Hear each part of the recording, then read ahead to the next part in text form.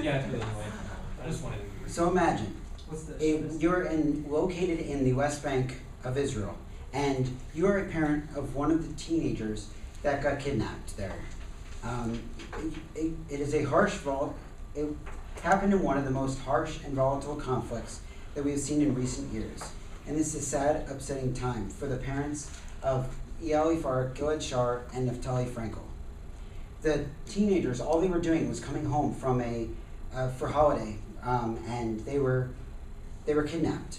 So the conflict in Gaza and Israel has a direct impact on the United States and our businesses, and could hurt us if we do not support Israel. Israel is one of our best business partners in the Middle East. So I'm going to start by talking about where the Gaza Strip and West Bank are, what's going on in this situation, and how the United States has been involved. Then I'm going to talk about why Israel is the good guy in this situation, what we can do to help, and why, and what would happen if we do not help out. So the fighting is taking place in the Gaza Strip, West Bank, and Israel in the Middle East. But where exactly is the Gaza Strip and West Bank?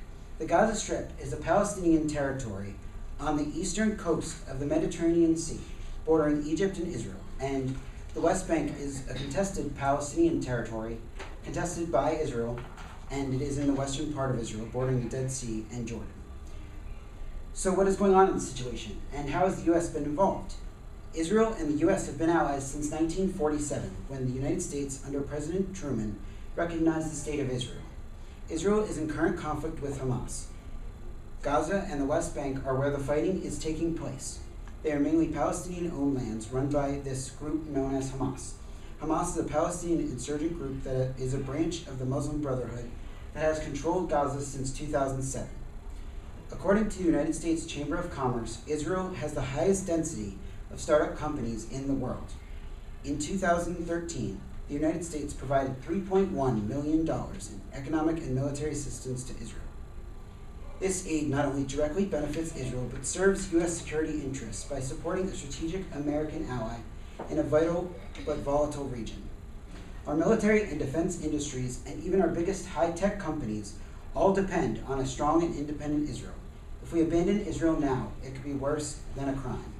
So the conflict has been off and on since we got involved in 1947. One side wants the other side off its land and most likely dead.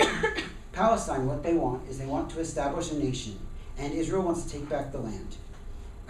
Palestinian and son of Hamas founder Mossab Hassan Youssef says that Hamas does not care about the lives of the Palestinians, or the Israelis, or Americans. They consider dying a way of worship. So on July 8th, Israel launched Operation Protective Edge, which is a military operation against Hamas. So now I'm going to talk about why Israel's the good guy. Even though Israel's fighting back and retaliating, they should be considered the good guy in this conflict. Israel did not hit Gaza until it fired more than 150 rockets into Israel and rejected a ceasefire. During the 6-hour ceasefire that they had, Israeli defensive forces stopped attacks, but Hamas fired 50 rockets into Israel. And Israel, according to Paul Zaid Nassar of the NBC News, Israel is warning civilians located in the military sections of Gaza to get out, and there was forced hiding on both sides. After the United States, Israel has more companies listed on the NASDAQ than any other country. In 2008, Israel was 2.5 times greater than the United States, 30 times greater than Europe, 80 times greater than China, and 350 times greater than India. Israel has the highest research and development expenditures in the world. And who would have guessed? So what can we do to help, and why? And what if we don't help out? Protecting Israel for business, educating ourselves on the situation, writing to congressmen, sending money, and keeping business with Israel will all help Israel and the U.S. in the long run. The U.S.-Israeli alliance has paved the way for countries to cooperate on far more than just traditional security issues. Israeli civilian technologies are helping the United States maintain its economic competitiveness, promote sustainable development, and address a range of non-military challenges. Dozens of leading U.S. companies have set up technology incubators in Israel to take advantage of the company's penchant for new ideas, which is why Bill Gates observed in 2006 that the innovation going on in Israel is critical to the future of the technology business, and Israeli tech firms often turn to U.S. companies which creates tens of thousands of American jobs. So, if we do not help out, terrorist groups will overtake and destroy the country, and it will be worse than it is now if we do not help out. We could lose faithful allies, partnerships, and businesses within Israel.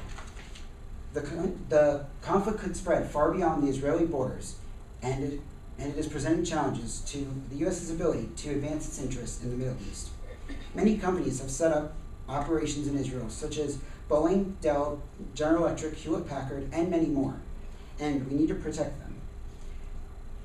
So I hope you know today that where the Gaza Strip, West Bank are, what is going on in the situation, why Israel's the good guy, what we can do to help, and what would happen if we do not help out.